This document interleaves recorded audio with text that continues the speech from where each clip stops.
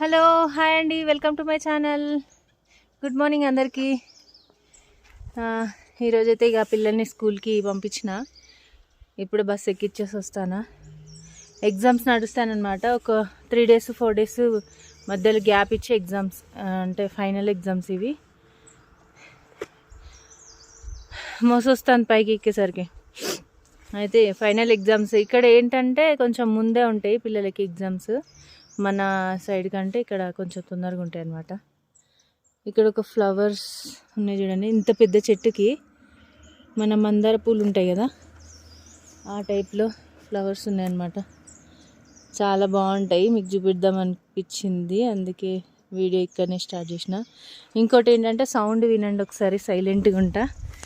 ఎంత బాగుంటుందో sound, flowers చూసుకుంటా వినండి సౌండ్ని.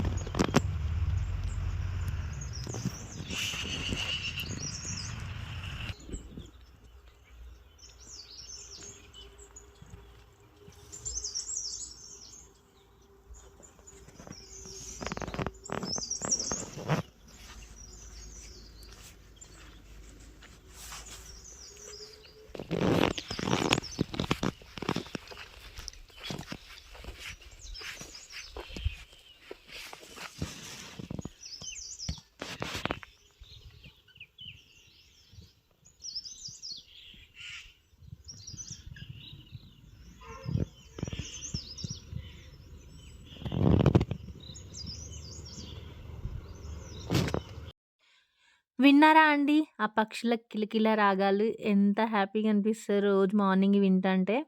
ఇంకా వుడ్ పికర్ ఒకటి సౌండ్ వస్తుంది కదా, టక్ టక్ అనేసి, ఆ సౌండ్ ఏంటంటే వుడ్ పికర్ అనమాట. ఎంత హ్యాపీగా అనిపిస్తుందో వాటి సౌండ్ వింటుంటే. నేనైతే రోజు కాసేపు వింటా అనమాట అక్కడ కూర్చొని. ఆ సౌండ్ వినడం కోసమే కాసేపు ఉంటా అనమాట. ఇంకా వీడియో తీద్దామని వెళ్తే కొంచెం కట్టెలైతే దొరికినాయి అనమాట. అవి కూడా పట్టుకొని వస్తాను నేను. ఎందుకంటే ఇక మనది తప్పదు కదా, కట్టెలు మంట పెట్టుకోవడం. ఇంకా చలి తగ్గలేదు ఇక్కడ. ఇంకా ఈ మంత్ మొత్తం ఉంటుందేమో, మార్చి మొత్తం, ఏప్రిల్ నుంచి తగ్గిపోద్దేమో.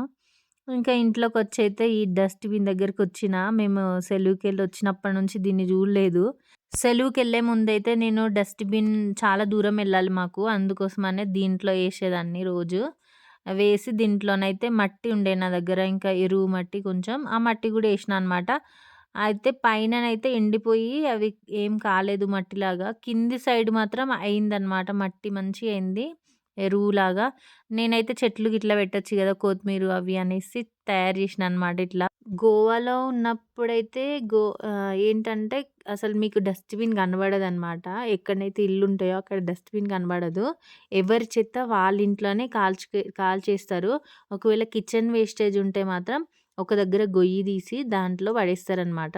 ఒక 1 month, 2 months, 3 months అలా ఏసేసి తర్వాత దాన్ని మిక్స్ చేసి మొత్తం కొబ్బరి చెట్లకేస్తారు. ఎన్ని కొబ్బరికాయలు కాస్తాయంటే అన్ని కాస్తాయన్నమాట. మనకైతే బద్ధకము ఇలాంటి పనులు జేయడానికి. కానీ నాకక్కడ ఫస్ట్ టైమ్ అది చూసినప్పుడు చాలా హ్యాపీగా అనిపిచ్చింది ఇలా చేయాలని. అందుకే ట్రై చేషినా. ఇంకా తర్వాత సాయంత్రం అయిపోయింది. మార్నింగ్ అయితే అయిపోయిందనమాట టిఫిన్స్ అన్నీ. ఇంక ఈవినింగ్ కాగానే పిల్లలు పానీపూరి అంటాళ్ళనేసి ఇలా ప్రిపేర్ చేషిన పానీపూరి. ఇంకా వాటర్‌లో కలిపేయడమే, పౌడర్ ఉంటది అది. ఇంక తర్వాతయితే ఊకే ఆలుగడ్డలు తిని లావైపోతానమనేసి ఇలా పప్పుతోటి ట్రై చేషినా అనమాట. మన బఠానీలుంటాయి గదా, ఆ బఠానీలతోటి ట్రై చేషిన.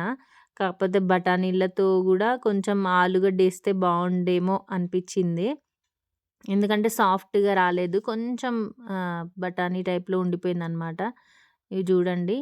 ఈ బఠానీలతోటి చేసినా అనమాట. ఇంకా బావుండే. కాకపోతే కొంచెం ఆలుగడ్డ ఏస్తేనే బావుండేమో అనిపిచ్చింది. ఎందుకంటే పానీపూరి అంటే ఆలుగడ్డ, ఆలుగడ్డ అంటే పానీపూరి. అవి లేనిది బావుండదు. ఇంక దీంట్లో చాట్ మసాలా, కొంచెం ఉప్పు, కారం ఏసినా. ఇంగ అంత సింపుల్‌గా చేసినా అనమాట లేట్ అయితందనేసి.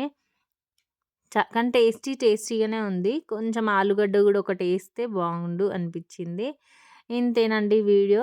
వీడియో నచ్చినట్టయితే లైక్, షేర్, సబ్స్క్రైబ్ జేసుకోండి. నా వీడియోస్‌ని షేర్ జేయండి అందరికి ప్లీజ్. Bye bye.